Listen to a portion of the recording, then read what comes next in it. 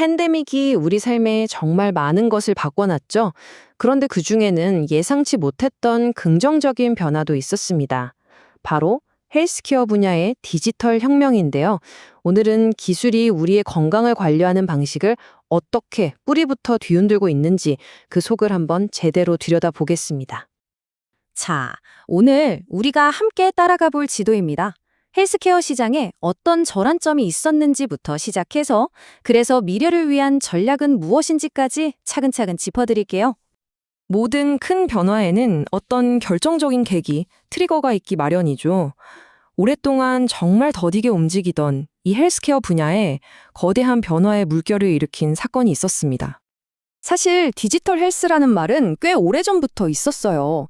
그런데 수많은 규제나 또 신뢰 부족 같은 보이지 않는 벽에 막혀서 발전 속도가 영 나질 않았죠. 대체 무엇이 이 단단한 댐을 한 번에 무너뜨렸을까요? 놀랍게도 그건 실리콘밸리에서 나온 어떤 대단한 신기술 그런 게 아니었습니다. 네, 바로 전 세계를 멈춰 세웠던 팬데믹이었죠.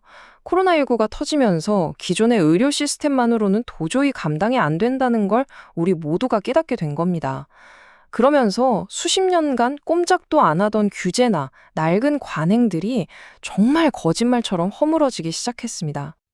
그 결과가 바로 이 숫자 하나에 다 담겨 있습니다. 35%. 이게 바로 디지털 헬스 시장의 연평균 성장률 추정치입니다. 이게 어느 정도냐면요. 보통 한 산업의 연평균 성장률이 5%만 돼도 엄청나게 빠르게 크고 있다고 하거든요. 그런데 35%라는 건 이건 그냥 성장 수준이 아니라 말 그대로 폭발하고 있다는 뜻입니다. 산업의 판 자체가 완전히 뒤바뀌고 있다는 신호죠.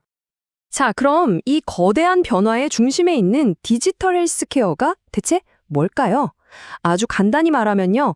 기술을 이용해서 헬스케어 분야에 아주 오래된 숙제를 풀려는 시도라고 보시면 됩니다. 그 숙제라는 게 바로 이 헬스케어 트릴레마입니다.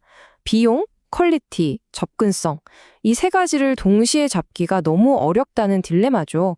비용을 낮추자니 서비스 질이 걱정되고 질을 높이려니 돈이 너무 많이 들고 이 세 마리 토끼를 다 잡는 게 거의 불가능에 가까웠거든요. 디지털 헬스는 바로 이 공식을 깨려고 등장한 겁니다. 그런데 이게 단순히 효율이 좋아졌다. 이 정도의 이야기가 아니에요. 훨씬 더 근본적으로 우리가 건강을 대하는 관점 자체가 바뀌고 있습니다. 과거에는 모든 게 의서 중심이었다면 이제는 그 권력의 추가, 환자, 즉 소비자에게로 넘어오고 있는 거죠. 한번 생각해 보세요. 예전에는 우리가 아파야 병원을 가는 굉장히 수동적인 모델이었잖아요. 하지만 이제는 스마트워치나 앱으로 내 건강 데이터를 내가 직접 관리하면서 병이 생기기 전에 미리 예방하는 아주 능동적인 모델로 바뀌고 있습니다. 건강의 주도권이 병원에서 우리 개인의 손으로 넘어오고 있는 겁니다. 자, 그러면 이 새로운 헬스케어 시대를 만들어가는 구체적인 도구들은 뭘까요? 이 혁명을 이끌고 있는 4가지 핵심 기둥을 하나씩 살펴보겠습니다. 바로 디지털 디바이스, 소프트웨어 솔루션, 이걸 다 묶어주는 통합 플랫폼, 그리고 이 모든 걸 떠받치는 데이터 인프라, 이렇게 딱 4가지로 정리해 볼 수 있습니다. 첫 번째는 디지털 디바이스입니다. 다들 손목에 차고 계신 스마트워치 같은 거죠. 내 심박수나 수면 패턴처럼 예전에는 병원에 가야만 알 수 있었던 내 몸의 데이터를 일상에서 실시간으로 들여다볼 수 있게 해주는 장치들입니다. 다음은 소프트웨어입니다. 이게 사실 진짜 중요하죠. 그냥 데이터를 모으기만 하면 의미가 없잖아요. 이 데이터를 분석해서 의미 있는 정보로 바꿔주는 일종의 두뇌 역할을 하는 겁니다. 인공지능이 MRI 영상에서 암을 찾아내주거나 앱이 내 혈당 수치를 관리해주는 것처럼요. 그리고 이 모든 걸 하나로 엮어주는 통합 플랫폼이 있습니다. 의사와 환자를 비대면으로 연결해주는 원격 진료 서비스라든지 다양한 건강관리 솔루션들을 한 곳에 모아놓은 헬스케어의 앱스토어 같은 거라고 생각하시면 쉽습니다. 마지막으로 눈에는 잘 보이지 않지만 가장 중요한 기반, 바로 데이터 인프라입니다. 이게 없으면 아무것도 돌아가지 않죠.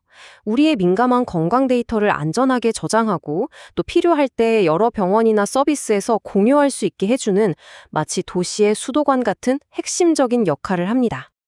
자, 이렇게 네 가지 도구들이 다 갖춰지니까요.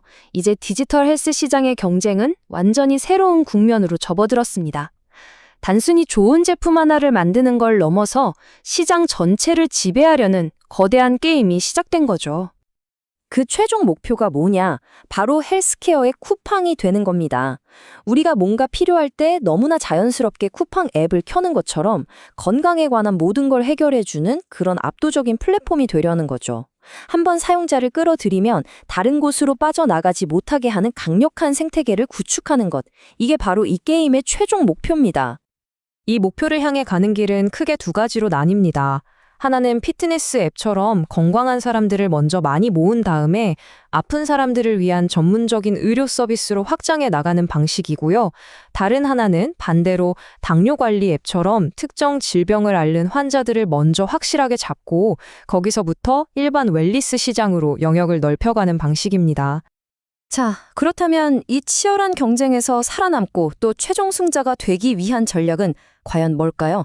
이 시장에 뛰어든 기업들은 무엇을 해야 할까요? 그 해답은 바로 이 선점, 연결, 확장이라는 3단계 전략에 있습니다.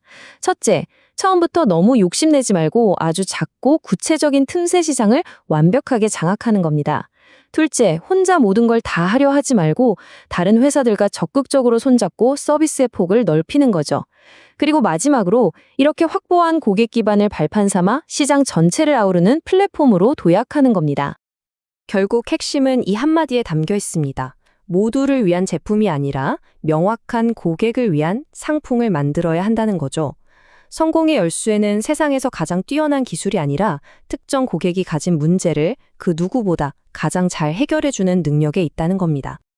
마지막으로 여러분께 이 질문 하나를 남겨드리고 싶습니다. 앞으로 우리의 건강 데이터는 세상에서 가장 가치 있는 자산이 될 겁니다. 그렇다면 여러분은 누구를 믿고 그 소중한 데이터를 맡기시겠습니까? 한 번쯤 깊이 생각해 보시면 좋겠습니다. 들어주셔서 감사합니다.